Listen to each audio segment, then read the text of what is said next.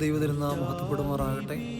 കർത്താവിൻ സ്നേഹിതരെ, നാളെ സഭയുടെ മോറാനായ പെരുന്നാളായ കൂടാര പെരുന്നാൾ ദിവസമാണ്. യഹൂദന്മാരുടെ 3 പ്രധാനപ്പെട്ട പെരുന്നാളുകളിൽ ഒരു പെരുന്നാളായിരുന്നു കൂടാര പെരുന്നാൾ. കൂടാര പെരുന്നാളിന് മർരൂപ പെരുന്നാളെന്ന് മറ്റൊരു നാമം ഉണ്ട്. പത്രോസും യാക്കോബും യോഹന്നാനും മോശയും ഏലിയായും മർരൂപമലയിൽ പ്രത്യക്ഷപ്പെട്ടിട്ട് ദൈവത്തോട് സംസാരിക്കുന്നതായിട്ട് വിശുദ്ധ വേദപുസ്തകം പഠിപ്പിക്കുന്നു.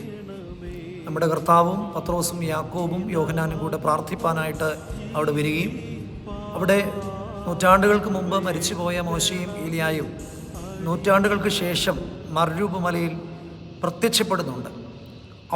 അവർ തേജസ്സിൽ പ്രത്യക്ഷരായി എന്നാണ് വിശുദ്ധ വേദപുസ്തകത്തിൽ നാം വായിക്കുന്നത്. മരിച്ചവർക്ക് കേൾക്കാനും കാണാനും സംസാരിക്കാനും സാധ്യമാകുന്നു എന്നതുള്ളതിൻ്റെ വിശുദ്ധ വേദപുസ്തകത്തിൻ്റെ അടിസ്ഥാനമായ ഒരു തെളിവാണ് ഈ മർരൂപമലയിലെ സംഭവം എന്നുള്ളത്.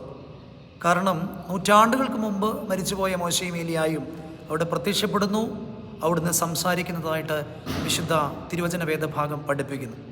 അവർ തേജസ്സിൽ പ്രത്യക്ഷരാകുന്നു.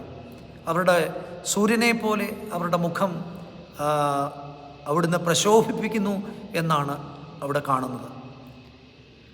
പ്രിയമുള്ളവരെ, അവിടെ പ്രാർത്ഥനയുടെ അനുഭവങ്ങളിൽ, അവിടെ ഒരുമിച്ച് യേശുവിനോടൊപ്പമുള്ള ആ അനുഭവങ്ങളിലൊക്കെ തേജസ്സിൻ്റെ അനുഭവം, അതുപോലെ തന്നെ സൂര്യനെ പോലെ മുഖം ശോഭിക്കുന്ന അനുഭവം, ഭൂമിയിൽ ഒരു അലക്കുകാരനും അലക്കി വെളുപ്പിക്കുവാൻ കഴിയാത്തവണ്ണം അത്രയ്ക്ക് അവർ വെണ്മയുള്ളതായി തീർന്നു എന്നുള്ളതാണ് വിശുദ്ധ വേദപുസ്തകം പഠിപ്പിക്കുന്നത്. അതുകൊണ്ട് നമ്മുടെ അനുദിന ജീവിതത്തിലും നമുക്കൊരു ട്രാൻസ്ഫോർമേഷനും ഒരു രൂപാന്തരം ഉണ്ടാകുവാൻ ഈ കൂടാരപ്പെരുന്നാൾ ഇടയാകട്ടെ എന്ന് പ്രാർത്ഥിക്കുന്നു. അതിന് ദൈവത്തോടൊപ്പം വസിക്കുന്ന അനുഭവത്തിൽ, തേജസ്സിൻ്റെ അനുഭവത്തിൽ നാമം പ്രകാശിക്കുവാൻ തക്കവണ്ണം ദൈവം തമ്പുരാൻ ഇടയാകട്ടെ എന്ന് പ്രത്യേകമായിട്ട് പ്രാർത്ഥിക്കുന്നു.